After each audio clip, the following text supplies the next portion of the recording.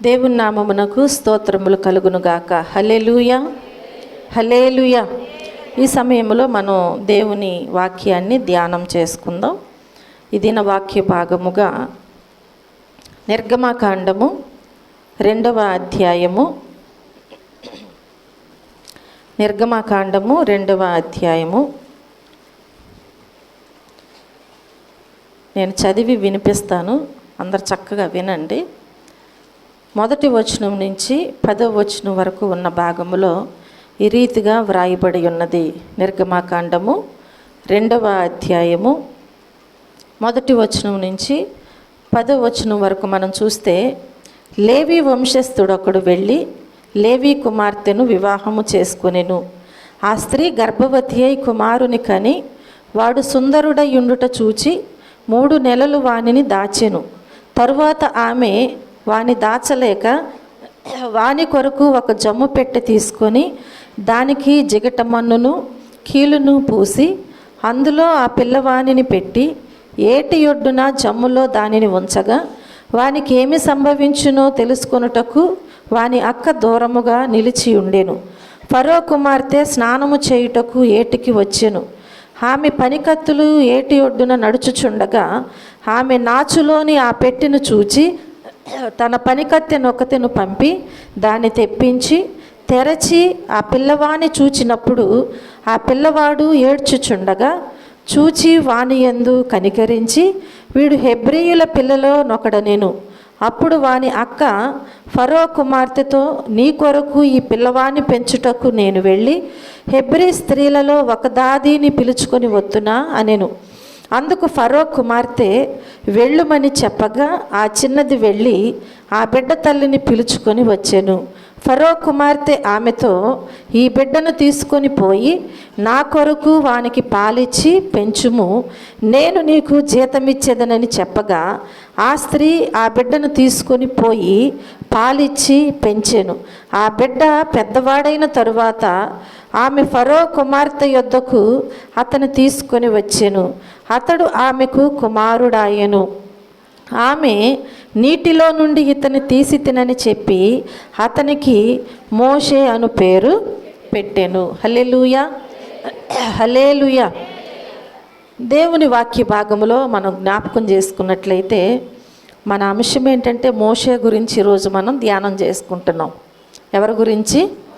మోషే గురించి మనం ఈరోజు వాక్యాన్ని ధ్యానం చేసుకుంటున్నాం. చూడండి, మోషే జీవితంలో నేర్చుకోవలసినటువంటి ప్రాముఖ్యమైన 7 లక్షణాలను మనం ధ్యానం చేసుకుందాం. మోషే జీవితంలో మనం నేర్చుకోవలసినటువంటి ప్రాముఖ్యమైన 7 లక్షణాలను మనము జ్ఞాపకం చేసుకుందాం. చూడండి, మొదటగా మనం చూసినట్లయితే మోషే ఎలాంటి వాడుగా ఉన్నాడు అంటే, ఇక్కడ ఈ అధ్యాయంలో మనము 1 నుంచి 10వ వచనం వరకు ఎందుకు చదువుకున్నాము అంటే, మోషే పుట్టినటువంటి విధానము, పెంచబడినటువంటి విధానము ఇక్కడ ఈ 10 వచనాలలో మనకు వ్రాయబడి ఉన్నది. పుట్టింది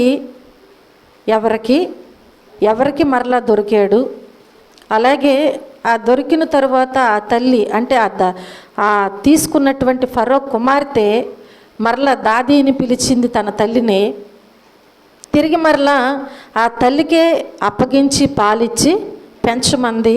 పెంచిన తరువాత మరలా తీసుకొచ్చి అప్పగించిన తర్వాత అప్పుడు ఆ బిడ్డ ఆమె దగ్గర ఉన్నప్పుడు ఆయనకు ఒక పేరు పెట్టింది కదా. నీటి నుంచి తీయబడినాడు కాబట్టి ఈయనకేమని పేరు పెట్టింది? మోషే అని పేరు పెట్టినట్లుగా మనం చూస్తున్నాం. అంటే పుట్టినటువంటి తల్లి దగ్గరే మరలా పాలు తాగేంత వరకు కూడా పెంచబడినట్లుగా మనం చూస్తున్నాం. చూడండి ప్రియమైన దేవుని బిడ్డలారా, ఆ రీతిగా ఆ తరువాత తన జీవితంలో జరిగినటువంటి విషయాలలో ప్రాముఖ్యమైనటువంటి విషయాలు 7 విషయాలు మనము జ్ఞాపకం చేసుకుందాం ఈరోజు.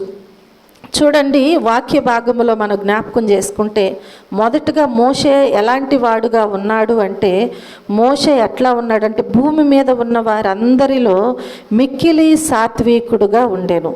మోషే ఎలాంటి వాడుగా ఉన్నాడు?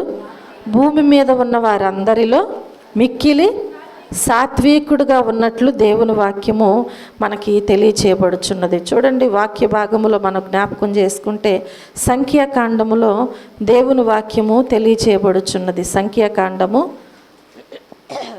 12వ అధ్యాయము, సంఖ్యాకాండము 12వ అధ్యాయము 3వ వచనములో మనం చూస్తే దేవుని వాక్యము తెలియచేయబడుచున్నది కదా. యెహోవా ఆ మాట వినెను, మోషే భూమి మీదనున్న వారందరిలో మిక్కిలి సాత్వికుడంట. మోషే పెంచబడిన విధానం ఎవరి దగ్గర అనేది మనం తెలుసుకున్నాం కదా. ఆ తరువాత ఆ ఫరో కుమార్తె దగ్గరకు వెళ్ళిన తరువాత కూడా అసలు మోషే ఎలాంటి వాడుగా జీవిస్తున్నాడు, మోషే జీవిత విధానము ఎలా ఉన్నవి అని మనం జ్ఞాపకం చేసుకున్నట్లయితే మోషే మొదటగా ఎలాంటి వాడుగా ఉన్నాడు అంటే, మోషే అంట భూమి మీదనున్న వారందరిలోనంట, ఎవరిలో చెప్పాలి, ఎవరిలో?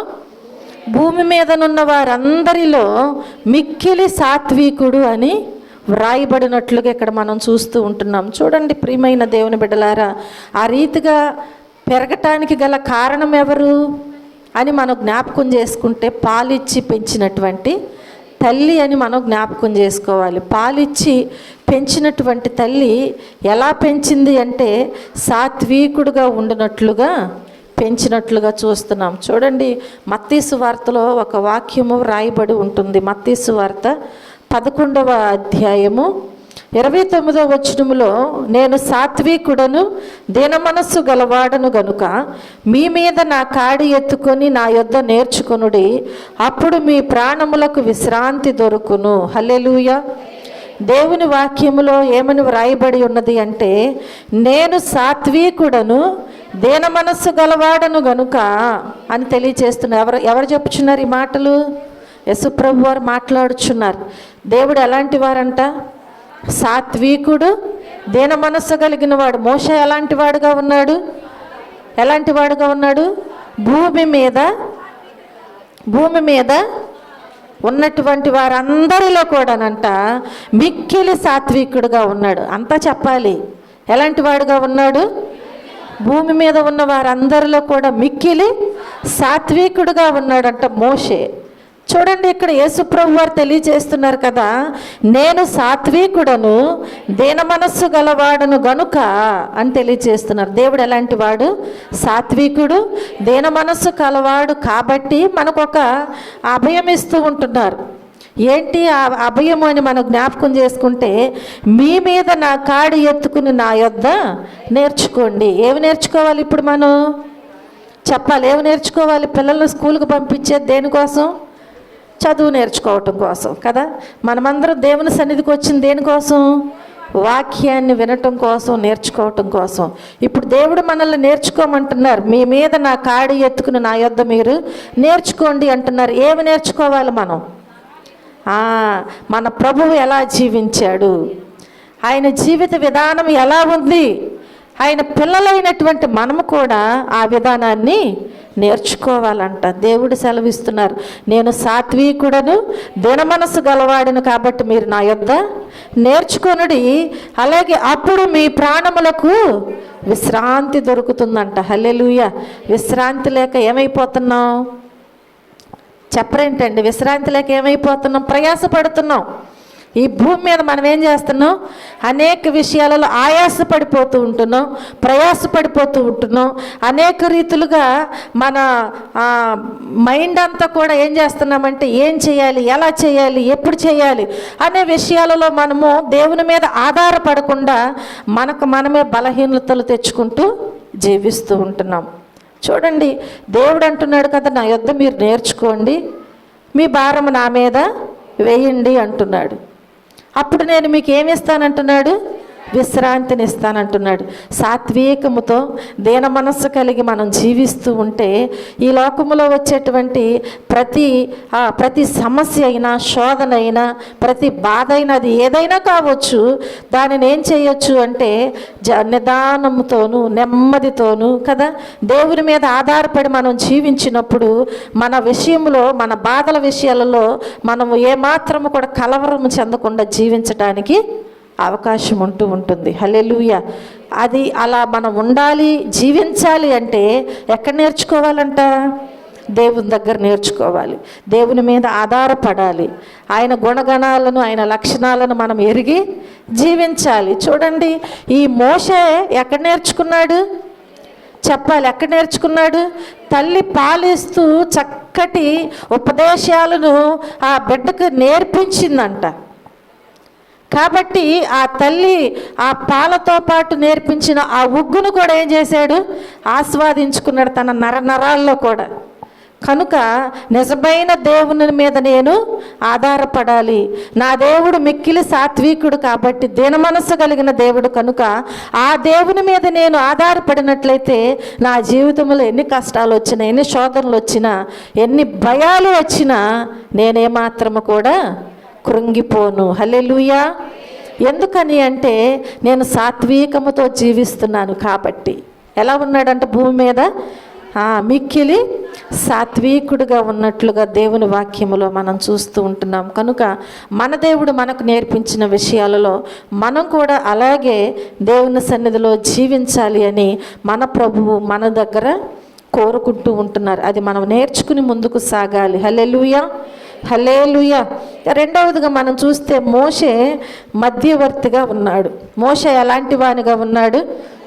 మధ్యవర్తిగా ఉన్నాడు. నిర్గమకాండములో మనం చూస్తే నిర్గమకాండము 32వ అధ్యాయములో 11వ వచనం నుంచి జ్ఞాపకం చేసుకుంటే, మోషే తన దేవుడైన యెహోవాను బ్రతిమాలుకొని, యెహోవా, నీవు మహాశక్తి వలన బాహుబలము వలన ఐగుప్తు దేశములో నుండి రప్పించిన నీ ప్రజల మీద నీ కోపము మండనేలా, ఆయన కొండలలో వారిని చంపునట్లును, భూమి మీద నుండి వారిని నశింప చేయునట్లును, కీడు కొరకే వారిని తీసుకొని పోయినని ఐగుప్తీయులు ఎలా చెప్పుకొనవలెను?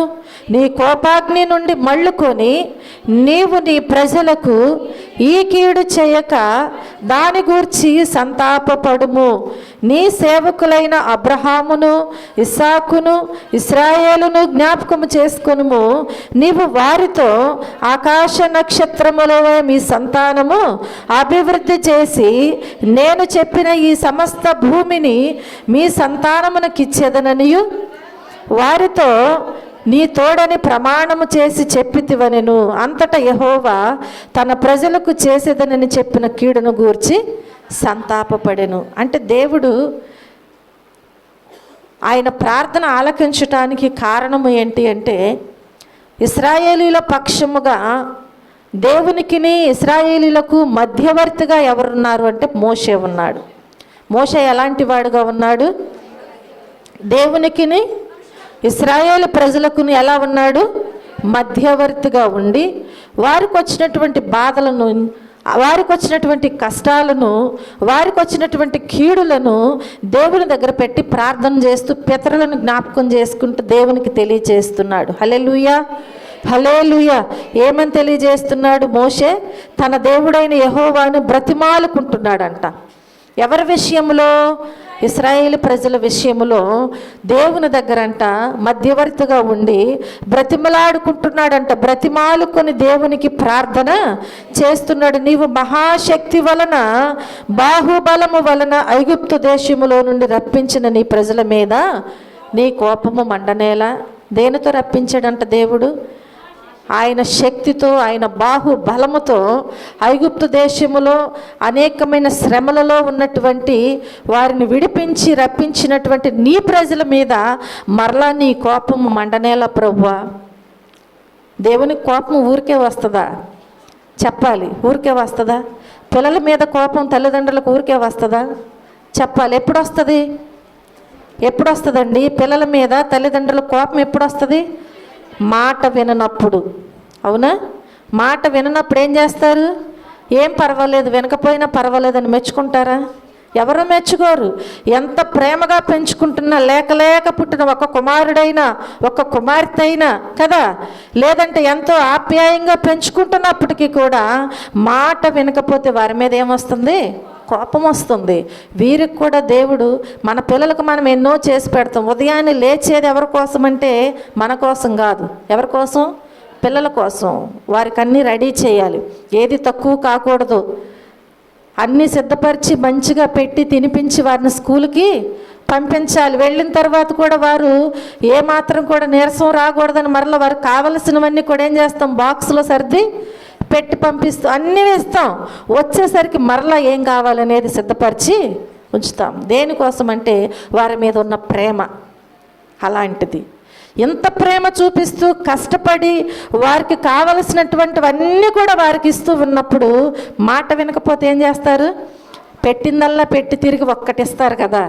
అట్లాగే ఈ ప్రజలు కూడానంట దేవుడు వారిని ప్రేమించి అక్కడి నుంచి విడిపించి రప్పించి మార్గ మధ్యంలో వారికి ఏది అవసరమో అది ఇస్తున్నాడంట. దేవుడు ఏది తక్కువ చేయలేదు, అన్నీ తీసుకుంటూనే ఉంటున్నారు, అన్నీ అనుభవిస్తూనే ఉంటున్నారు. కానీ చవిచారములు లేనటువంటి ఈ తిండా మేము తినేది, మమ్మల్ని తీసుకొచ్చింది ఎందుకు ఐగుప్తు దేశంలో నుంచి అరణ్యములో చంపటానిక అని చెప్పి ఏం చేస్తున్నారు అంటే మోషే మీద దేవుని మీద సణుక్కుంటూ విరోధముగా మాట్లాడుచూ ఉంటున్నారు. కోపం వస్తుందా లేదు? ఇప్పుడు తప్పకుండా వస్తుంది. నీవు కూడా అలా ఉన్నావేమో జ్ఞాపకం చేసుకో. దేవుడిచ్చిన వాటిని సర్దుకోలేక, దేవుడిచ్చిన వాటితో తృప్తి చెందలేక, ఒకవేళ దేవుడు నాకెందుకు ఇలా చేస్తున్నాడు, నేను ప్రార్థన చేస్తున్నాను కదా, నా ప్రార్థన ఎందుకు ఫలించట్లేదు, నాకెందుకు నేను కోరుకున్నదల్లా పొందుకోలేకపోతున్నాను, దక్కట్లేదు, నిజంగా దేవుడు ఉన్నాడా? ఒకవేళ దేవుని విమర్శిస్తున్నావేమో. ఏ రీతిగా నీవు దేవునికి విరోధముగా మాట్లాడుచున్నావో జ్ఞాపకం చేసుకో, దేవుని కోపము నీ మీదకి రాకముందే. కనుక ఈ ప్రజలు కూడానంట ఆ రీతిగా జీవిస్తున్న సమయంలో దేవుని కోపము వారి మీదకి వచ్చిందంట. దేవుని కోపము వారి మీదకి రాగానే వెంటనే మోషే అంట దేవుని దగ్గర ప్రార్థన చేస్తున్నాడు. నీ బాహుబలము చేత, నీ శక్తి చేత ఐగుప్తు దేశములో నుంచి రప్పించినటువంటి నీ ప్రజల మీద నీ కోపము మండనేల ప్రభువా. చూడండి ప్రియమైన దేవుని బిడ్డలారా, మోషే ఎలాంటి వాడుగా ఉన్నాడు అంటే ఈ ఐగుప్తు దేశములో నుంచి రప్పించిన ఇశ్రాయేలు ప్రజలకును దేవునికిని మధ్యవర్తిగా ఉన్నాడు. హల్లెలూయా, హల్లెలూయా. ఎలా ఉన్నాడు? మధ్యవర్తిగా ఉండి ప్రార్థన చేస్తున్నాడు వారి మేలు కొరకు. ఎప్పుడైతే దేవుని దగ్గర ప్రార్థన చేసాడో మోషే, నీ కోపాగ్ని నుండి మళ్ళుకొని నీవు నీ ప్రజలకు ఈ కీడు చేయకుండా దాని గురించి ఒక్కసారి ఆలోచించు ప్రభు అంటున్నాడు. ఒక్కసారి సంతాపపడమంటున్నాడు. అంటే జ్ఞాపకం చేసుకో ప్రభువా, నీ ప్రజలకు వచ్చినటువంటి ఈ బాధను ఒక్కసారి నువ్వేం చేయాలి, ఆలోచన చేయి ప్రభువా. ఒక్కసారి జ్ఞాపకం చేసుకో, ఒక్కసారి ఈ ప్రజల వైపు చూడయ్యా. ఈ ప్రజలకు ఈ కీడు చేయకుండా దాని గురించి నీవు సంతాపపడయ్యా. నీ సేవకులైనటువంటి అబ్రహాముకి, ఇస్సాకుకి, ఇశ్రాయేలుకి నీవు ప్రమాణం చేసావు కదా, వారిని ఒక్కసారి జ్ఞాపకం చేసుకో. దేవుని దగ్గర మధ్యవర్తిగా ఉండి ఏం చేస్తున్నాడు, ప్రార్థన చేస్తున్నాడు. ఇస్సాకుకి, అబ్రహాముకి, ఇశ్రాయేలుకి ఏమని చెప్పాడంట దేవుడు, ఆకాశ నక్షత్రముల వలె మీ సంతానము అభివృద్ధి చేసి నేను చెప్పిన ఈ సమస్త భూమిని మీ సంతానానికి ఇస్తానని చెప్పావు కదయ్యా. వారి సంతానాన్ని ఎలా అభివృద్ధి చేస్తానన్నారంట, ఆకాశ నక్షత్రముల వలె నేను అభివృద్ధి చేస్తానని సెలవిచ్చావు కదా. నీ కోపం ఇప్పుడు ఈ ప్రజల మీద మండినట్లయితే వీరందరూ నశించిపోతే ఎలా అభివృద్ధి చెందుతారు? దేవుని దగ్గర ప్రార్థన చేస్తున్నాడు మధ్యవర్తిగా ఉండి. వారు నిరంతరము దానికి హక్కుదారులగుదురని వారితో నీ తోడని ప్రమాణము చేసి చెప్పావు కదా ప్రభు అని దేవునికి జ్ఞాపకం చేస్తూ ప్రార్థించినప్పుడంట దేవుడు మోషే చేసినటువంటి ప్రార్థన ఆలకించి తన ప్రజలకు చేసేదనని చెప్పినటువంటి కీడును గూర్చంట దేవుడు సంతాపపడెను. హల్లెలూయా, హల్లెలూయా. ఒకవేళ నీకు ఏదైనా ఒక ఆపద కీడు వచ్చినట్లయితే, లేదా రాబోచున్నదేమో నీ ప్రవర్తనను బట్టి, నీ జీవిత విధానమును బట్టి నీవు కూడా దేవుని దగ్గర ప్రార్థన చేయి. తప్పకుండా నీ దేవుడు నీ ప్రార్థన ఆలకించి ఆయన ఏం చేస్తారంట, నీ కీడు నుంచి ఆయన తప్పిస్తారంట. హల్లెలూయా. రెండవదిగా మోషే ఎలాంటి వాడుగా ఉన్నాడు చెప్పాలి, ఎలాంటి వాడుగా ఉన్నాడు, మధ్యవర్తిగా ఉన్నట్లుగా మనం చూస్తూ ఉంటున్నాం. 31వ వచనములో కూడా మనం జ్ఞాపకం చేసుకుంటే 31వ వచనములో, అప్పుడు మోషే యెహోవా యొద్దకు తిరిగి వెళ్ళి, అయ్యో, ఈ ప్రజలు గొప్ప పాపము చేసిరి, వారు బంగారు దేవతలను తమ కొరకు చేసుకున్నారు అని మరలా దేవుని దగ్గర ఏం చేస్తున్నాడంట? ప్రార్థన చేస్తున్నాడు. 32వ వచనములో చూస్తే, అయ్యో 31లో, అప్పుడు మోషే యెహోవా యొద్దకు వెళ్ళి ఈ ప్రజలు చేసినటువంటి విషయాన్ని తెలియచేశారు. మరలా 32లో చూస్తే, అయ్యో, నీవు వారి పాపమును ఒకవేళ పరిహరించితివా, లేని ఎడల నీవు వ్రాసిన నీ గ్రంథములో నుండి నా పేరు తుడిచివేయమని మరలా బ్రతిమలాడుకుంటున్నాడంట. హల్లెలూయా. చేసినటువంటి పనేమో బాధాకరమైనటువంటి పని. వారందరూ కూడా ఏం చేశారంట? ఏం చేశారు? గొప్ప పాపము చేశారంట. ఏంటి ఆ పాపము అంటే, బంగారు దేవతను చేసుకున్నారంట. చేసుకుని దానికి పూజిస్తున్నారంట. విడిపించిన, తప్పించిన, కాపాడిన దేవుణ్ణి మర్చిపోయారు. ఇంకా పోషిస్తున్న దేవుణ్ణి మర్చిపోయి బంగారం అంతా తీసంట ఒక దేవతను చేసుకుని ఏం చేస్తున్నారంట? దానికి ఇప్పుడు మోషే చూసి దేవునికి వెంటనే తెలియజేశాడంట, అయ్యో, ఈ ప్రజలు గొప్ప పాపం చేసేసారయ్యా. ప్రార్థన చేసి దేవునికి తెలియచేశాడు. మరలా వెంటనే జ్ఞాపకం చేసుకున్నాడంట, అమ్మో, దేవునికి వీరి పాపం విషయము దేవునికి తెలియచేశాను కాబట్టి దేవుని ఉగ్రత వీరి మీదకి వస్తుందేమో. మరలా జ్ఞాపకం చేసుకుని దేవుని దగ్గర అంటున్నాడు కదా, ఏమంటున్నాడు? వారి పాపమును, అయ్యో, నీవు వారి పాపమును ఒకవేళ పరిహరించితివా, లేని ఎడల నీవు వ్రాసిన నీ గ్రంథములో నుండి. అంటే ఏంటండి? పేరు తుడిచేయటం అంటే ఏంటి చెప్పాలి.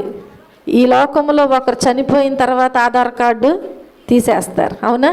రేషన్ కార్డులో వారి పేరు ఉండదు, ఎక్కడా ఉండదు. ఇంకా ఎక్కడుంటుంది ఆ పేరు? జీవగ్రంథంలో ఉంటుందా? ఎక్కడుంటుందండి? ఈ లోకంలో ఎక్కడుంటుంది? సమాధుల్లో ఉంటుంది. రాయి మీద చక్కగా రాసేస్తారు, ప్రభువునందు నిద్రించిన వారు మృతులు ధన్యులు. ఎవరి యందు నిద్రించారో తెలియదు కానీ చక్కని హెడ్డింగ్ అక్కడ పెట్టేస్తారు. ఇప్పుడు వారి పేరు చక్కగా కీర్తిశేషులు ఫలానా ఫలానా. ఎక్కడ రాస్తారు? జననం, మరణం ఎక్కడ రాసేది? ఆ రాయి మీద రాసేసి సమాధుల్లో పెట్టేస్తారు తీసుకెళ్ళి. ఇంట్లో దేని మీద కూడా ఇంకా వారి పేరు ఉండదు. ప్రభుత్వం దృష్టిలో వారు లేరు ఇంకా, అంటే చనిపోయారు. ఇప్పుడు మోషే కూడా ఏమంటున్నాడు అంటే, ఒకవేళ ఈ ప్రజల విషయంలో నీవు వారి పాపమును క్షమించకపోతే వారు ఏమైపోతారో తెలియదు. కాబట్టి నీవు క్షమించరాని ఒకవేళ జీవితము వారు జీవించారని వారిని శిక్షించేటట్లయితే ముందుగా నా పేరే తీసే ప్రభు అంటున్నాడు. అంటే ముందు నన్నే తీసేసుకో. వారికి ఆ కీడు రాకముందే ఏం చేయాలంట? నన్నే మీరు తీసేసుకోండి ప్రభువా. మధ్యవర్తిగా ఉండి దేవుని దగ్గర ఏం చేస్తున్నాడు? ప్రార్థన చేసంట బ్రతిమాలు కొనుచు ఉంటున్నాడంట. హల్లెలూయా, హల్లెలూయా. కనుక ప్రియమైన దేవుని బిడ్డలారా, ఈ లోకములో జీవిస్తున్నటువంటి మనము ఏం చేయాలి అంటే, దేవుని దగ్గర ఆయనకిష్టులుగా మనము జీవిస్తూ ముందుకి సాగిపోవాలి. అలా కాకుండా ఎల్లప్పుడూ కూడా ఎప్పటికప్పుడికే కూడా అడుసు తొక్కనేలా కాలు కడగనేల అన్నట్లుగా మనం ఉండటానికి వీల్లేదు. చూడండి, తిమోతీలకు రాసినటువంటి మొదటి పత్రిక 2వ అధ్యాయంలో దేవుని వాక్యము తెలియచేయబడుచున్నది కదా. 5వ వచనములో, దేవుడొక్కడే, దేవునికిని నరులకును మధ్యవర్తియు ఒక్కడే, ఆయన క్రీస్తు యేసును నరుడు. ఆనాడు ఇశ్రాయేలు ప్రజల విషయంలో మధ్యవర్తిగా ఎవరున్నారు అంటే మోషే ఉన్నాడు. ఎవరికి? ఆ ప్రజలకును దేవునికి మధ్యలో మధ్యవర్తిగా మోషే ఉండి ప్రార్థన చేశాడు. ఈరోజు మనము జ్ఞాపకం చేసుకుంటే మన విషయంలోనంట దేవుడు ఒక్కడే, దేవునికిని నరులకును మధ్యవర్తియు ఒక్కడే. ఆయన ఎవరంటే క్రీస్తు యేసు అనేటువంటి నరుడు. హల్లెలూయా. నమ్ముతున్నారా లేదా? దేవుని నామాన్ని స్తుతించరేంటండి? హల్లెలూయా. నీకును నాకును మధ్యవర్తి ఎవరంట? మనందరికి ఎవరండి మధ్యవర్తి? యేసుక్రీస్తు ఒక్కరే. ఆయన మనకు మధ్యవర్తిగా ఉండి ఇప్పుడు మన కోసం ఆయన ఏం చేస్తున్నాడంటే ప్రార్థన చేస్తూ ఉంటున్నాడు. అయ్యో, నా ప్రజలు ఈరోజు ఈ రీతిగా ఫలానా విషయంలో పాపం చేశారు, మీరు శిక్షించొద్దయ్యా, ఒక్క అవకాశం ఇవ్వండి. అవునా? ఏం చేయాలంట? ఒక్క అవకాశము, మరొక్క సంవత్సరం ఇవ్వమని దేవుని దగ్గర ప్రార్థన చేస్తూ ఉంటున్నాడు. ఏ విషయంలో, ఎలాంటి విషయంలో చేశారు అట్లా? అంజూరపు చెట్టు విషయంలో మరొక్క సంవత్సరం ఇమ్మని బతిమాలుకుంటున్నారు. అలాగే మన దేవుడు కూడా మధ్యవర్తిగా ఉండి ఏం చేస్తున్నాడు అంటే దేవుని దగ్గర బతిమాలుకుంటూ ఆయన ప్రార్థనలు చేస్తూ ఉంటున్నారు. హల్లెలూయా. హెబ్రీయులకు రాసిన పత్రిక 8వ అధ్యాయంలో 6వ వచనంలో మనం చూసినట్లయితే, ఈయన అయితే ఇప్పుడు మరి ఎక్కువైన వాగ్దానములను బట్టి నియమింపబడిన మరి ఎక్కువైన నిబంధనకు మధ్యవర్తి అయి ఉన్నాడు గనుక మరి శ్రేష్టమైన సేవకత్వము పొంది ఉన్నాడు. ఈయన ఎలా ఉన్నారంట? మరి ఎక్కువైన నిబంధనకు మధ్యవర్తి అయి ఉన్నాడు. మనందరికీ కూడా మన దేవుడు ఎలాగున్నారు? మధ్యవర్తిగా ఉన్నాడు అనే విషయాన్ని మనం ఇక్కడ చూస్తూ ఉంటున్నాం. అందులోనే 12వ అధ్యాయంలో మనం జ్ఞాపకం చేసుకుంటే, 12వ అధ్యాయంలో దేవుని వాక్యములో మనం చూసినట్లయితే 24వ వచనములో చూడండి, క్రొత్త నిబంధనకు మధ్యవర్తి అయిన యేసు నొద్దకు హేబేలు కంటే మరి శ్రేష్టముగా పలుకు ప్రోక్షణ రక్తమునకును మీరు వచ్చి ఉన్నారు. హల్లెలూయా.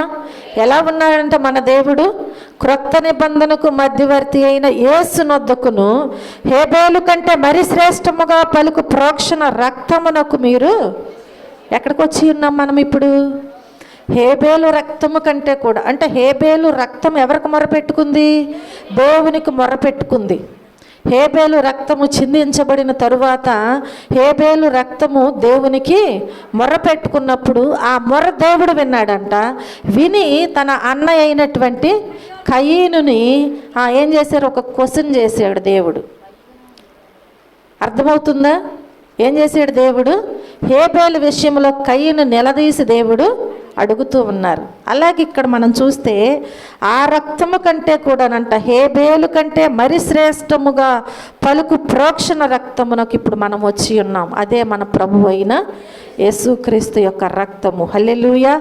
ఆ రక్తమే, ఆ దేవుడే మనకును ఆయన తండ్రికిని మధ్యవర్తిగా ఉన్నారు అని మనము జ్ఞాపకం చేసుకోవాలి. కాబట్టి మనకుండా ఆత్మల రక్షణకై దేవునికి ప్రజలకు మధ్యవర్తులుగా ఉండాలి మనము కూడా. ఈరోజు మనం ఎలా ఉండాలి? మన దేవునికిని ప్రజలకు మనం ఎలా ఉండాలి?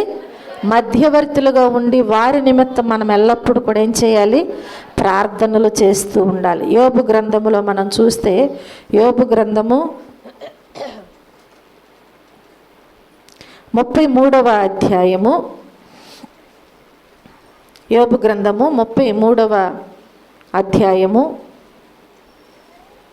23వ వచనములో చూస్తే, నరులకు యుక్తమైనది ఏదో దానిని వానికి తెలియచేయుటకు వేలాది దూతలలో గనుడగు ఒకడు వానికి మధ్యవర్తి అయ్యుండిన ఎడల. హల్లెలూయా. నరులకు యుక్తమైనది ఏదో దానిని వానికి తెలియచేయాలి అంటే ఎవరుండాలంట? వేలాది దూతలలో గనుడగు ఒకడు వాడికి మధ్యవర్తి అయి ఉండాలి అంట. ఎవరు ఆ గనుడు అంటే మన ప్రభువైన యేసుక్రీస్తు. ఆ ప్రభువైన యేసుక్రీస్తు మనకు మధ్యవర్తిగా ఉండి ఇప్పుడు మనకి ఏం తెలియచేస్తున్నారు? చెప్పాలి. ఏది యుక్తమైనదో మనకి తెలియచేస్తున్నారు. ఈరోజు దేవుని వాక్యాన్ని వింటున్నామంటే ఎవరు తెలియజేస్తున్నారు?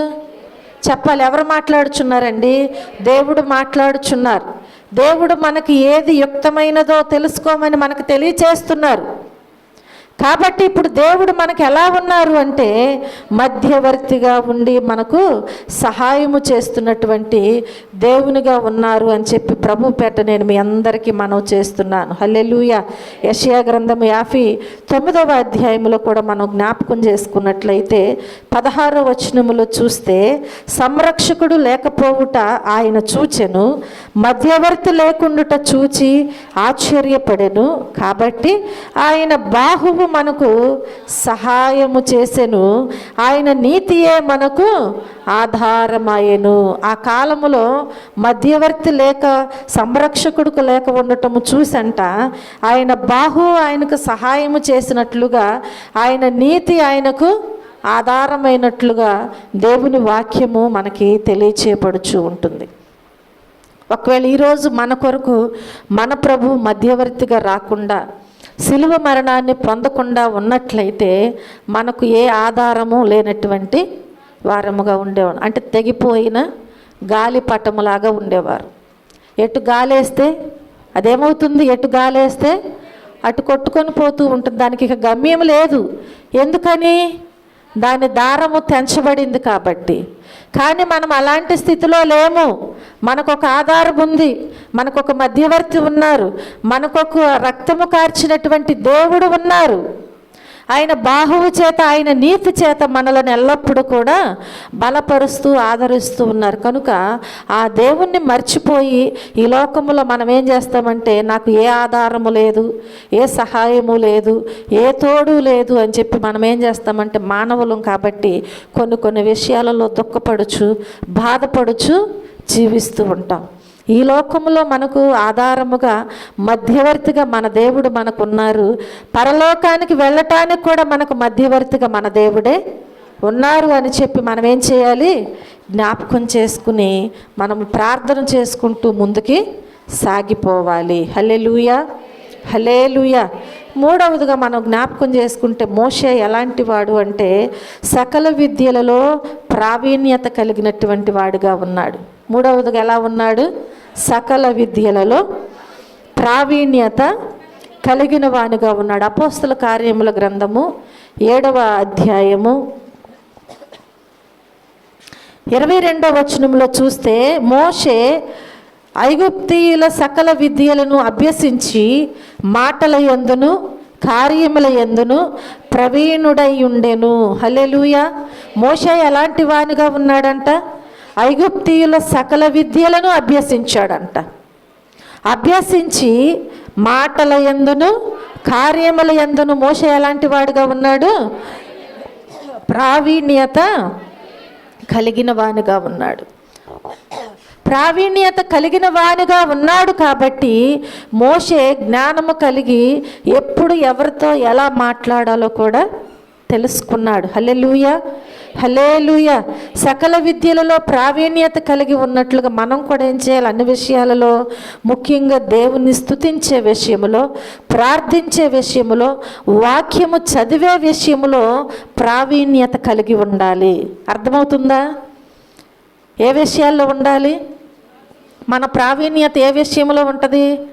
స్త్రీలకు ఏ విషయంలో ఉంటుంది? మంచిగా వంట చేసే విషయంలో ఉంటుంది, ఇల్లు సర్దే విషయంలో కదా. అలాగే మంచిగా వస్త్రాలు సెలెక్ట్ చేసుకునే విషయంలో, ఇలా కొన్ని ఉంటాయి, ఇంకా ఉంటాయి. కాబట్టి దేవుని వాక్యం అంటుంది కదా, మనము ఈ లోకములో ఉన్న వాటి విషయంలో ప్రావీణ్యత చెందటానికి ఎన్నో అనుభవాలు నేర్చుకుంటున్నాం. తెలియకపోతే ఎంతోమందిని అడిగి తెలుసుకుంటూ ఉంటాం. అవునా? ఇప్పుడు ఫోన్లు వచ్చేసినాయి. ఇప్పుడు ఏమొస్తుంది? ఫోన్లో అన్నీ ఏది కావాలంటే అది చూసి నేర్చుకుంటూ ఉంటున్నారు. కాబట్టి ఇవి నేర్చుకోవాలి అంటే ఎంత ప్రయాస అయినా ఏం చేస్తున్నారు? నేర్చుకోవటానికి ప్రయత్నం. అంటే ప్రావీణ్యత చెందటానికి, మెప్పు పొందటానికి. ఇంట్లో మంచిగా వంట చేసి పెడితే ఏమవుతుంది? చాలా బాగుంది అన్నప్పుడు అదొక ఆనందం. ఈ విషయాలలో ప్రావీణ్యత చెందుచున్నారు, కానీ దేవుని విషయంలో మాత్రం ప్రావీణ్యత చెందలేకపోతున్నారు. చూడండి ప్రియమైన దేవుని బిడ్డలారా, మనం ఎల్లప్పుడూ కూడా దేవుని స్తుతించే విషయంలో ఏం పొందుకోవాలి? ప్రావీణ్యత పొందుకోవాలి. అలాగే వాక్యము చదివే విషయంలో, ప్రార్థించే విషయంలో మనం ఏం చేయాలి? ప్రావీణ్యత కలగాలి. అంటే అనుభవాలు నేర్చుకోవాలి. వాక్యం చదువుతున్నామంటే అది వినేవారికి చాలా స్పష్టతగా ఉండాలి. అవునా కాదా? ప్రార్థన చేస్తున్నామంటే మన దేవునికి ఇంపైనదిగా ఉండాలి, ఇంపైన సువాసనగా ఉండాలి మన ప్రార్థన. అంటే ప్రావీణ్యత చెందాలి. ఆ రీతిగా మోషే చెందాడు కాబట్టి అన్ని విషయాల్లో మోషే ఎప్పుడైతే ప్రార్థన చేస్తున్నాడో దేవుడు వెంటనే ఆలకిస్తున్నాడు.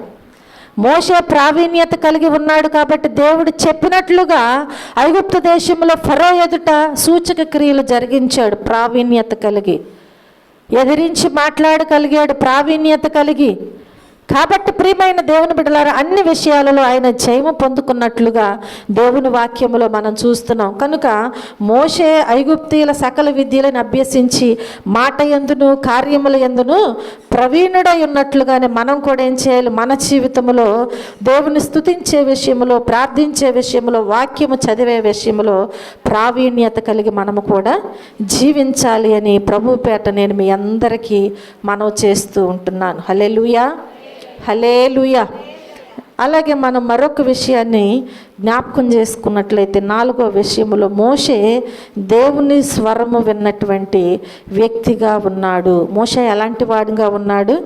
దేవుని యొక్క స్వరాన్ని విన్నట్లుగా మనం చూస్తూ ఉంటున్నాం. నిర్గమాకాండము 33వ అధ్యాయము 11వ వచనములో మనం చూస్తే, మనుష్యుడు తన స్నేహితునితో మాట్లాడునట్లు యెహోవా మోషేతో ముఖాముఖిగా మాట్లాడుచుండెను. హల్లెలూయా. ఒక మనుష్యుడంట తన స్నేహితునితో మాట్లాడినట్లేనంట. ఇద్దరు మనుషులు ఎలా దగ్గర కూర్చుని నిలబడి మాట్లాడుకుంటున్నారో ఇద్దరు స్నేహితులు, అట్లాగేనంట మోషే కూడా ఎవరితో మాట్లాడేవాడంట? దేవునితో. చూడండి ఎంత ధన్యతో, ముఖాముఖిగా. ఎలా మాట్లాడేవాడు?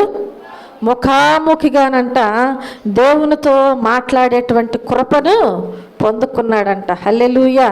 ఒక మనుషుడు తన స్నేహితునితో మాట్లాడినట్లు యెహోవా మోషేతో ముఖాముఖిగా మాట్లాడుచుండెను.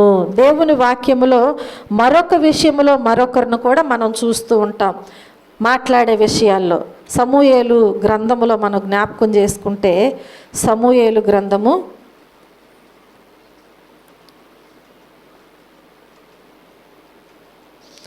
1 సమూయేలు గ్రంథము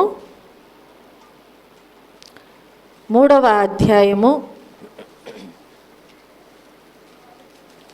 1 సమూయేలు గ్రంథము 3వ అధ్యాయము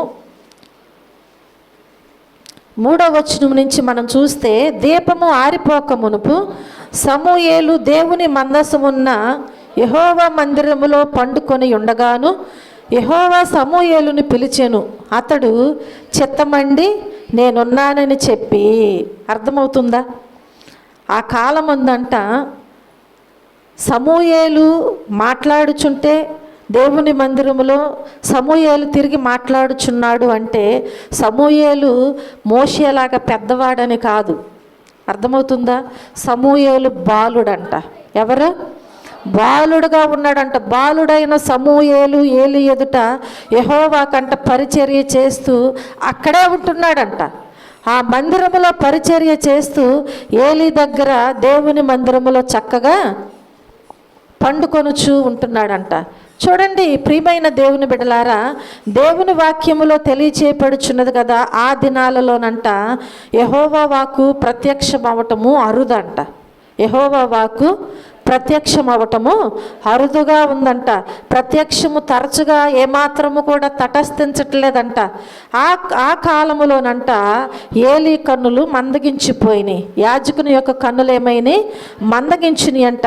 మంద దృష్టి గలవైనందున అతడు చూడలేక తటస్థమంతా తన స్థలమందు పండుకొని ఉండగా, ఆ దీపము ఆరిపోక మునుపు సమూయేలంట దేవుని మందసమున్న యెహోవా మందిరములో పండుకున్నాడంట. యెహోవా మందిరములు ఎవరు పండుకున్నాడు? బాలుడగు సమూయేలు పండుకున్నప్పుడంట దేవుడు వచ్చి యెహోవా సమూయేలుని పిలిచాడంట. హల్లెలూయా. ఎవరొచ్చి పిలిచారు? యెహోవా సమూయేలును పిలిస్తే, ఇప్పుడు సమూయేలు ఎవరు పిలుస్తున్నారని అనుకోవాలి? దేవుడు పిలుస్తున్నాడని తెలియదు. ఎందుకని? బాలుడుగా ఉన్నాడు కాబట్టి. ఇప్పుడు సమూయేలు ఏమనుకుంటున్నాడు అంటే ఏలి పిలుస్తున్నాడు అనుకుంటున్నాడు. నిద్రలో ఉన్నాడు సమూయేలు, నిద్రపోవచ్చున్నాడు. ఏలి పిలుస్తున్నాడు అనుకుని చెప్పి ఏమంటున్నాడు సమూయేలు? చిత్తమండి నేనున్నానండి అని చెప్పుచున్నాడంట. ఏమంటున్నాడు? చిత్తమండి నేనున్నానండి. చూడండి ప్రియమైన దేవుని బిడ్డలారా, ఇప్పుడు మోషేతో దేవుడు ఎలా మాట్లాడాడు చెప్పాలి. ఎలా మాట్లాడాడు? ముఖాముఖిగా ఒక స్నేహితుడు ఒక స్నేహితునితో మాట్లాడినట్లుగా మోషేతోనంట దేవుడు మాట్లాడాడంట. చూడండి వాక్యములో చిన్నపిల్లలను యేసు ప్రభు తీసుకుని ఇలాంటి వారిదే పరలోక రాజ్యము అన్నారు. ఎలాంటి వారిది? ఎలాంటి వారిదండి? అంటే వారితో దేవుడు మాట్లాడుచున్నారు. ఇప్పుడు మోషే ఎలాంటి వానిగా ఉన్నాడు? ఎలాంటి వానిగా ఉన్నాడు? ఏ పాపము లేనివానిగా ఉన్నాడు. కాబట్టి మోషే ఎలాంటి జీవితం కలిగి ఉన్నాడు అంటే, భూమి మీద మనుషులందరిలో కూడా మిక్కిలి సాత్వికుడుగా ఉన్నాడు. కనుక దేవుడు ఏం చేస్తున్నాడంట? దేవునికిని ప్రజలకును మధ్యవర్తిగా ఉండి ప్రార్థిస్తున్నాడు. కాబట్టి దేవుడు ఏం చేస్తున్నాడంట? అన్ని విషయాలలో ప్రావీణ్యత కలిగి ఉన్నాడు. కనుక ఆయనతో ఇక ముఖాముఖిగా మాట్లాడుతున్నాడు. నీవు కూడా అలా జీవించినట్లయితే దేవుడు నీతో కూడా మాట్లాడతాడు. మాట్లాడతాడా? చెప్పరేంటండి? ఏమైంది ఇప్పుడు ఆయన మాట్లాడకపోతే నాకేమైనా ఏమంటారు? అవసరం లేదులే, మా ఇంట్లో మేమందరం మాట్లాడుకుంటే చాలే, మా అరుపులే పెద్ద పెద్దగా ఉంటున్నాయి అనుకుంటారా? దేవుడు మాట్లాడకపోయినా పర్వాలేదు అనుకుంటారా? చెప్పాలి. దేవుడు మాట్లాడుతున్నాడా లేదా? ఎంత డౌటో! తోమా కంటే ఎక్కువ ఉంది మనకి డౌట్లు, అవునా? దేవుడు మాట్లాడతాడా లేదండి? మాట్లాడుతున్నాడా మీతో? అమ్మో, అయినా డౌట్గానే ఉంది. మాట్లాడుతున్నాడా లేదా? మాట్లాడుతున్నాడా? మరేంటి కొంతమంది చెప్పరు, అటు చెప్పట్లే ఇటు చెప్పట్లా, మాట్లాడుతున్నాడు. హల్లెలూయా. ఎలా మాట్లాడుతున్నాడు? ఆనాడు మోషేతో ముఖాముఖిగా మాట్లాడిన దేవుడు ఈరోజు మనతో వాక్యము ద్వారాగా మాట్లాడుచున్నారు. హల్లెలూయా. వాక్యమే దేవుడు. ఎవరంట? వాక్యమే దేవుడు. దేవుడు మనతో మాట్లాడుచున్నాడు. ఒకవేళ వాళ్ళు వీళ్ళు చెప్పిన మాటలు విని మోసపోబాకండి. దేవుడు వాళ్ళకు కనపడి చెప్పాడంట, నీలో ఫలానా ఉన్నవని అని అంటారు. నమ్మబాకండి. నీతోనే మాట్లాడతాడు దేవుడు. నీకు కష్టం వచ్చిందా? నీకు బలహీనత వచ్చిందా? నీకు శోధన వచ్చిందా? నీకు ఆర్థిక పరిస్థితుల, ఆధ్యాత్మిక జీవితంలో ఏదైనా పాపం అంటుకుందా? దేవుని దగ్గరికి రా, బైబిల్ తీసి చదువు. దేవుడు నీతో మాట్లాడతాడు. ఎలా సరి చేసుకోవాలో, ఎలా దేవుడు నిన్ను ఆదరిస్తాడో, ఎలా బలపరుస్తాడో, దేవుడు నీతో మాట్లాడి ఎలా నీకు కృపనిస్తాడో వాక్యములోనే ఉంటుంది. హల్లెలూయా. అంతేకాని దేవుని దగ్గరికి రాకుండా, వాక్యము చదవకుండా నువ్వు ఎక్కడెక్కడికో వెళ్ళిపోయి ఎవరెవరి మాటలో విని కలవరం చెంది దాని వలన ప్రయోజనం ఏమీ లేదు. నీలో ఏదన్నా ఉందా పాపము? అది ఒక దురాత్మే. దురాత్మలంటే ఎక్కడి నుంచో రావు, నీవు తెచ్చుకున్నాయా నీకు దురాత్మలు. దేవుని దగ్గరకు వచ్చి ప్రార్థన చేసి వాక్యాన్ని చదువు. దేవుడు నీతో మాట్లాడు. నీలో ఉన్న సమస్త దుష్టత్వాన్ని నుంచి ఆయన నీకు విడుదల కలుగు చేస్తారు. హల్లెలూయా, హల్లెలూయా. కనుక ప్రియమైన దేవుని బిడలారా, ఈ ఉదయకాల సమయంలో దేవుని వాక్యం ఏమని సెలవిస్తుంది అంటే, మోషేతోనంట దేవుడు ఏం చేశారంట? ముఖాముఖిగా, అంటే దేవుని యొక్క స్వరము విన్నటువంటి మోషేగా ఉన్నట్లుగా మనం చూస్తూ ఉంటున్నాం. ఈరోజు దేవుని స్వరము ఎలా వినిపిస్తుంది అంటే, ఆయన వాక్యము ద్వారాగా మనతో మాట్లాడి మనకు వినిపింపచేస్తుంది. ఆ వాక్యాన్ని, ఆ సత్యాన్ని మనము గ్రహించి, దేవుడు నాతో మాట్లాడారు, నేను ఇది సరి చేసుకోవాలి, దేవుడు నాతో మాట్లాడి నన్ను బలపరిచారు, దేవుడు నాతో మాట్లాడి నన్ను స్వస్థపరిచారు అని విశ్వసించు, ప్రార్థన చేయి. దేవుని కృపను తప్పకుండా నీవు పొందుకుంటావు అని ప్రభు పేట నేను మీ అందరికీ మనవి చేస్తూ ఉంటున్నాను. హల్లెలూయా. ఐదవదిగా మనం చూసినట్లయితే మోషే ఎలాంటి వానిగా ఉన్నాడు అంటే, మోషే నమ్మకమైనటువంటి వ్యక్తిగా కనిపిస్తూ ఉంటున్నాడు. మోషే ఎలాంటి వానిగా ఉన్నాడు? నమ్మకమైన వ్యక్తిగా కనిపిస్తున్నాడు. చూడండి, సంఖ్యాకాండములో దేవుని వాక్యములో మనం చూసినట్లయితే, సంఖ్యాకాండము 12వ అధ్యాయము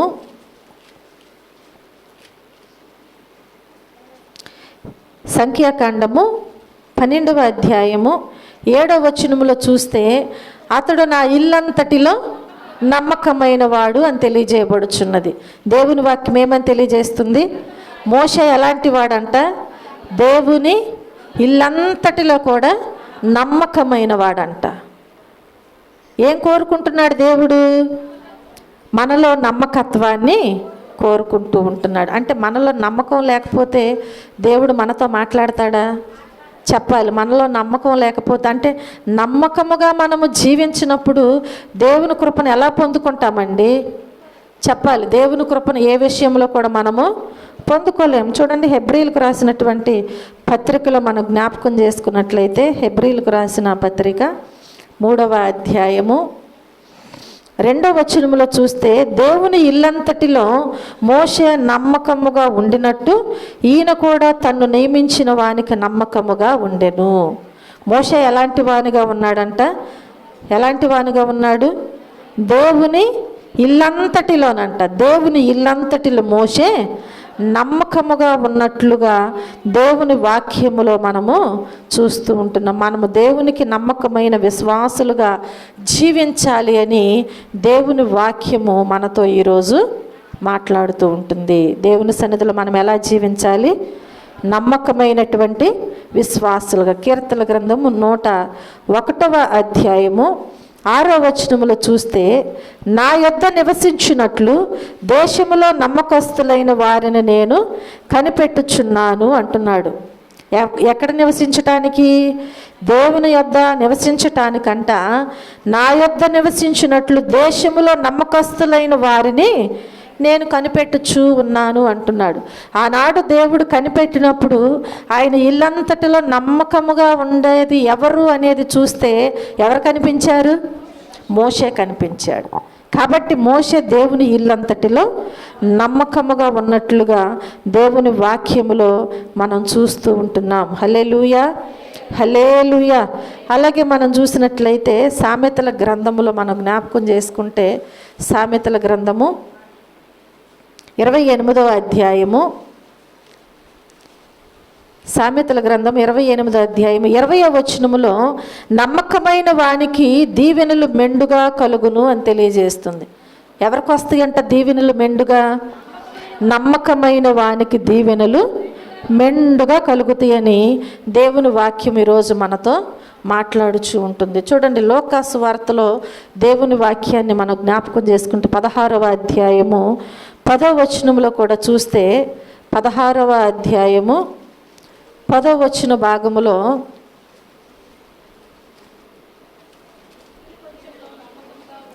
మిక్కిలి కొంచెములో నమ్మకముగా ఉండువాడు ఎక్కువలోను నమ్మకముగా ఉంటాడంట. దేనిలో నమ్మకముగా ఉండువాడు? చెప్పాలి. దేనిలో నమ్మకముగా ఉండువాడు? మిక్కిలి కొంచెములో ఎవరైతే నమ్మకముగా ఉంటారో ఎక్కువలో కూడా ఉంటారంట. కొంచెములో నమ్మకముగా లేనప్పుడు ఎక్కువ అప్పగిస్తారు ఎవరైనా? చెప్పాలి, అప్పగిస్తారా? నమ్మకముగా లేని వారికి మీ ఇంటి తాళాలు అప్పగిస్తారా? నమ్మకముగా లేని వారికి మీ పిల్లల్ని అప్పగిస్తారా? ఏది అప్పగించరు కదా. కాబట్టి దేవుడు కూడా ఏమంటున్నారు అంటే, మిక్కిలి కొంచెములో నమ్మకముగా ఉన్న వానికంట ఎక్కువలో కూడా దేవుడు నమ్మకముగా ఉంటారని, ఇంకా అనేకమైనవి వారికి అప్పగిస్తూ ఉంటారు అని దేవుని వాక్యం ఈరోజు సెలవిస్తుంది. ప్రకటన గ్రంథములో 2వ అధ్యాయము 10వ వచనములో మనం చూస్తే, ఇదిగో మీరు శోధింపబడినట్లు అపవాది మీలో కొందరిని చెరలో వేయింపబోచున్నాడు. 10 దినములు శ్రమ కలుగును, మరణము వరకు నమ్మకముగా ఉండుము, నేను నీకు జీవ కిరీటమిస్తాను. హల్లెలూయా. దేవుడు మనకు జీవ కిరీటాన్ని ఇవ్వటానికి సిద్ధపరిచి ఉంచారు. ఆ జీవ కిరీటాన్ని మనము పొందుకోవాలంటే ఎప్పటి వరకు నమ్మకంగా ఉండాలంట? ఎప్పటి వరకు? మరణము వరకు మనము నమ్మకముగా ఉండాలి. ఒకవేళ ఒక 10 దినాలు శ్రమ వచ్చిందని చెప్పి మనం దేవుని మీద నమ్మకంగా లేకుండా అవిశ్వాసులం అయిపోయాం. శ్రమను బట్టి ఏదేదో ఆశ్రయించాం, బలహీనతలను బట్టి. ఈలోపు చనిపోతామో దేవుని రాకడ వస్తామో అయ్యింది. ఇప్పుడు నువ్వేం పోగొట్టుకుంటున్నావు? జీవ కిరీటాన్ని పోగొట్టుకుంటున్నావు. కాబట్టి మనము ఎప్పటి వరకు నమ్మకంగా ఉండాలి అంటే, చావైనా బ్రతుకైనా వివాహం జరిగిన తర్వాత ఏం చేయాలి? ఆ భార్యాభర్తలు కష్టమైన ప్రమాణాలు చేస్తారు కదా. వ్యాధి ఎందును, బాధ ఎందును, ఆరోగ్యం ఎందును, ఇంకా సుఖ దుఃఖముల ఎందును, ఆస్తి విషయములో, శరీర విషయాలు, అన్ని విషయాలలో ఏం చేయాలంట? పాలు పంపులు పొందుకోవాలి. ఒకరి మీద ఒకరికి అధికారం ఉంటుంది. కాబట్టి మేము చనిపోయేంత వరకు విడిపోము అని చెప్పి ఏం చేస్తున్నారు? ప్రమాణాలు. ఆ ప్రమాణం ఎప్పటి వరకు నిలబెట్టుకోవాలి? ఎప్పటి వరకు అండి? చనిపోయేంత వరకు, మరణం వరకు నిలబెట్టుకోవాలి. అప్పుడే ఆ ప్రమాణానికి, ఆ వివాహానికి ఒక అర్థం ఉంటుంది. చూడండి, ఇక్కడ కూడా దేవుని వాక్యములు ఏమంటున్నారు అంటే మరణము వరకు కూడా ఏం చేయాలంట, మనము నమ్మకముగా ఉండాలంట. అప్పుడే దేవుడు ఏం చేస్తాడంట, మన కోసము దాచి ఉంచినటువంటి జీవ కిరీటాన్ని దేవుడు మనకు అనుగ్రహిస్తారంట. హల్లెలూయా. ఆ రీతిగా విశ్వాసులమైనటువంటి మనము, దేవుని పిల్లలైనటువంటి మనము మరణము వరకు నమ్మకంగా ఉండి జీవ కిరీటాన్ని పొందుకుందాం. అలా ఎవరున్నారు అంటే మోషే నమ్మకమైన వ్యక్తిగా, దేవుని ఇల్లంతటిలో నమ్మకముగా జీవించినట్లుగా దేవుని విషయంలో మనం చూస్తూ ఉంటున్నాం. హల్లెలూయా, హల్లెలూయా. అలాగే మనం చూసినట్లయితే దేవుని వాక్యములో మనం జ్ఞాపకం చేసుకున్నట్లయితే మోషే దేవుణ్ణి ముఖాముఖిగా చూసిన వ్యక్తిగా కనిపిస్తున్నాడు. మోషే ఎలా కనిపిస్తున్నాడు? దేవుణ్ణి ముఖాముఖిగా చూసినటువంటి వ్యక్తిగా కనిపిస్తున్నాడు. చూడండి, నిర్గమకాండము 33వ అధ్యాయము 11వ వచనములో మనం చూస్తే, మనుష్యుడు తన స్నేహితునితో మాట్లాడినట్లు యెహోవా మోషేతో ముఖాముఖిగా మాట్లాడుచుండెను అని వ్రాయబడి ఉంది. అర్థమవుతుందా? అంటే ముఖాముఖిగా ఆయనను మాట్లాడటమే కాదు, ఆయన అంటే స్వరము వినటమే కాదు, తిరిగి దేవుణ్ణి ఏం చేస్తున్నాడంట, ముఖాముఖిగా చూస్తున్నాడంట దేవుణ్ణి. ఆయన చూసేటువంటి కృప ఎవరికీ లేదు ఆ కాలంలో. కానీ మోషే ఏం చేస్తున్నాడంట, దేవుణ్ణి ముఖాముఖిగా చూసినటువంటి వ్యక్తిగా మనకి కనిపిస్తూ ఉంటున్నాడు. హల్లెలూయా, హల్లెలూయా. చూడండి, ద్వితీయోపదేశ కాండములో మనం చూసినట్లయితే ద్వితీయోపదేశ కాండము 34వ అధ్యాయము 12వ వచనములో మనం చూస్తే దేవుని వాక్యము తెలియచేయబడుచున్నది కదా. వాటి విషయములలోను, ఆ బాహుబలం అంతటి విషయములోను మోషే ఇశ్రాయేలు జనులందరి కన్నుల ఎదుట కలుగజేసిన మహాభయంకర కార్యముల విషయములోను యెహోవాను ముఖాముఖిగా ఎరిగిన మోషే వంటి ఇంకొక ప్రవక్త ఇశ్రాయేలులో ఇది వరకు పుట్టలేదు. హల్లెలూయా. మోషే ముఖాముఖిగా దేవుణ్ణి చూసినటువంటి, మాట్లాడినటువంటి ఇంకొక ప్రవక్త అంట ఇశ్రాయేలులో ఎవ్వరు కూడా ఇది వరకు పుట్టలేదు అని దేవుని వాక్యము స్పష్టంగా తెలియజేస్తూ ఉంటుంది. హల్లెలూయా, హల్లెలూయా. కనుక ప్రియమైన దేవుని బిడ్డలారా, మోషే ఎలాంటి వాడుగా ఉన్నాడు అంటే దేవునితో ముఖాముఖిగా చూసినటువంటి వ్యక్తిగా మనకు కనిపిస్తూ ఉంటున్నాడు.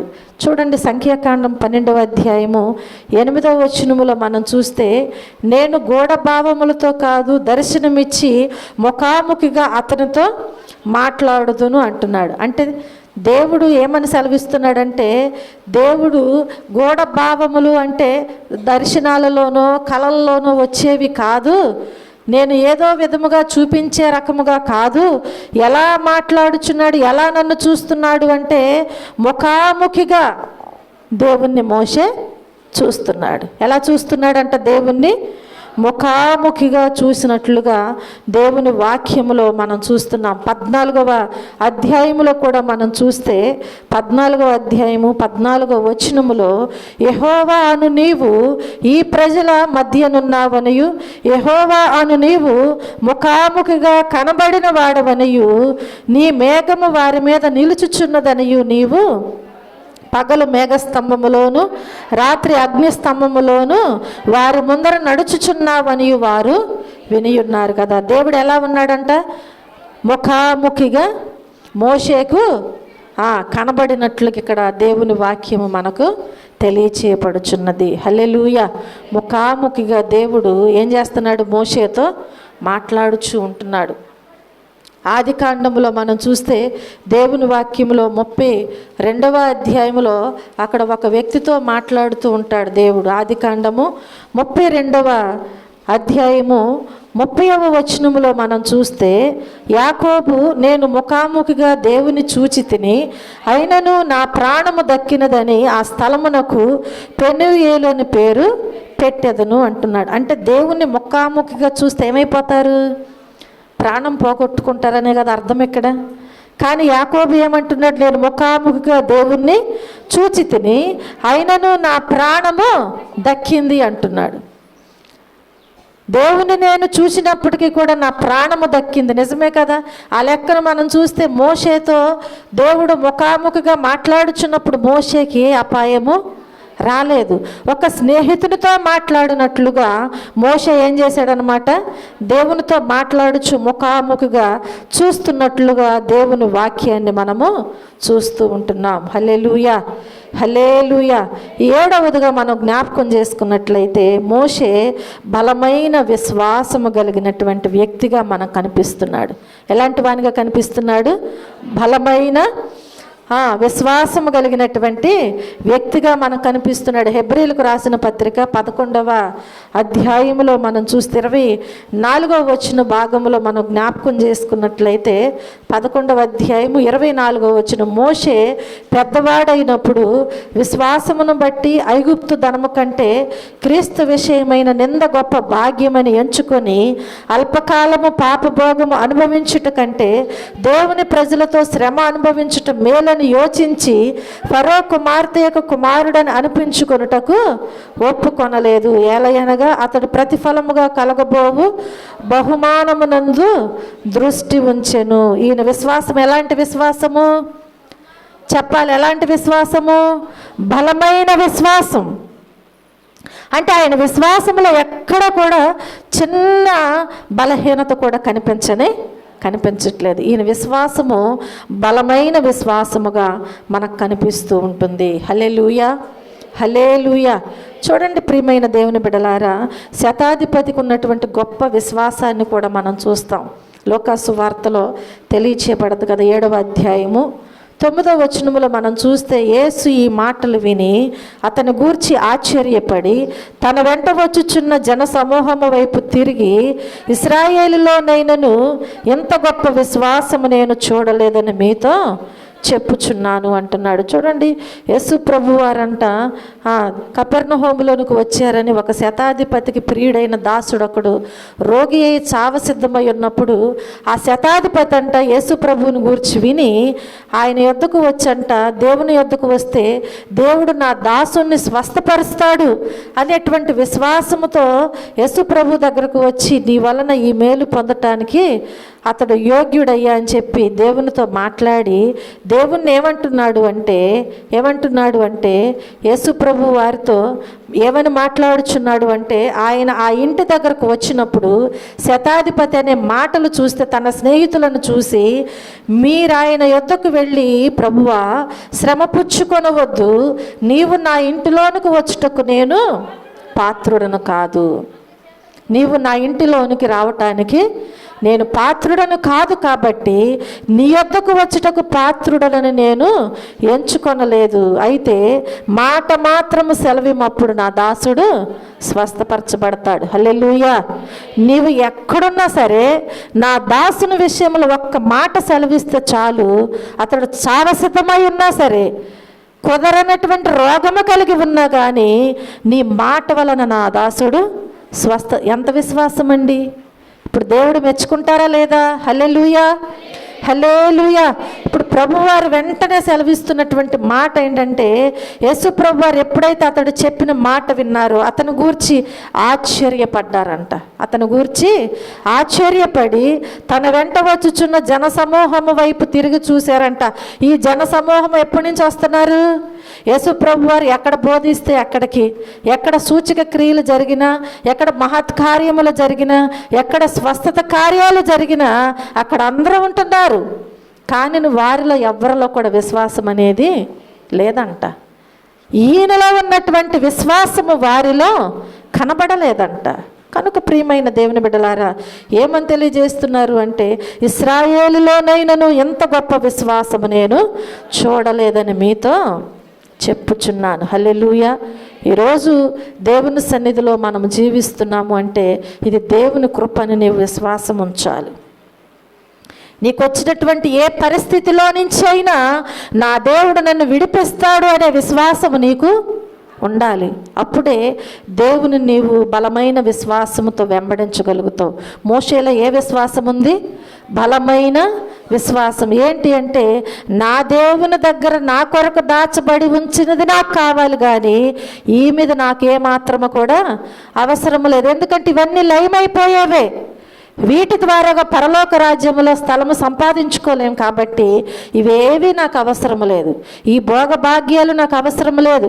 ఈ పేరు ప్రఖ్యాతులు, ఈ ధనధాన్యాలు నాకు అవసరం లేదు.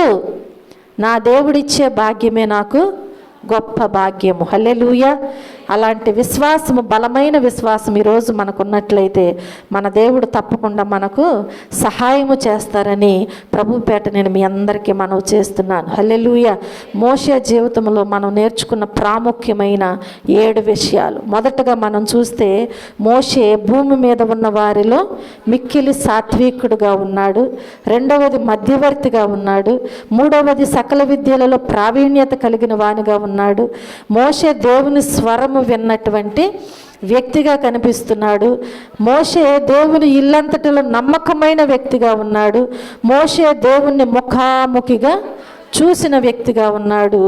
మోషే బలమైన విశ్వాసము కలిగిన వ్యక్తిగా ఉన్నాడు. ఈ లక్షణాలన్నీ కూడా మనము కూడా కలిగి జీవించినట్లయితే మోషే పొందుకోవటమే కాదు, ఈరోజు మనం కూడా పొందుకుంటాం అట్టి కృపా భాగ్యాన్ని అని నేను మీ అందరికీ తెలియజేస్తూ దేవుడి చిన్న వాక్యాన్ని దీవించి ఆశీర్వదించునుగాక.